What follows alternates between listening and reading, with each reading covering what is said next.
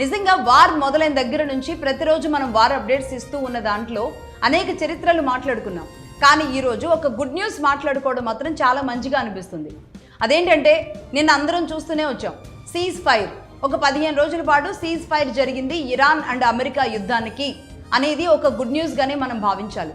ఎందుకంటే దేశం ఏదైనా, మతం ఏదైనా, కులాలు ఏదైనా, ఏ ప్రాంతమైనా సరే, రెండు దేశాలు యుద్ధాలు చేసుకుంటే అది ఆర్థికంగా లేదంటే ఇంకొక రకంగా ఒకరు పై చేయి ఒకరు కింది చేయి సాధించవచ్చు. కానీ ఇక్కడ మధ్యలో అమాయకమైన ప్రజలు బలవుతూ ఉండడం ఏదైతే ఉందో దానిని మనలాంటి దేశం, ముఖ్యంగా భారతదేశం ఇలాంటి వాటిని ఆక్షేపిస్తూ ఉంటుంది. ఇలాంటి యుద్ధాలని భారతదేశం కోరుకోదు.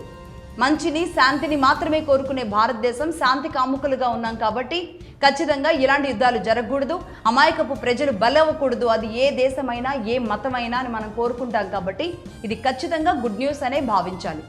అలాగే సరిగ్గా యుద్ధం ఫిబ్రవరి 28న మొదలైతే ఏప్రిల్ 8కి క్లోజ్ అయింది. 41 రోజుల పాటు జరిగిన ఈ యుద్ధం ఏదైతే ఉందో, అంటే భారతీయ హిందూ సనాతన ధర్మంలో 41 రోజులు అనేది ఒక మంచి నెంబర్. మనకి అది ఒక దీక్షా కాలానికి కానీ మనం ఒక గుడ్ నెంబర్గా భావిస్తూ ఉంటాం. అలాంటి గుడ్ నెంబర్ ఈ 41 రోజుల దీక్షగా జరిగిన ఈ యుద్ధం వల్ల జరిగే పరిణామాలు, భవిష్యత్తులో జరగబోయే పరిస్థితులు, దేశంలో రాబోయే మార్పులు ఎలా ఉంటాయి అనేది మనం తర్వాత ఎపిసోడ్స్లో మాట్లాడుకుందాం.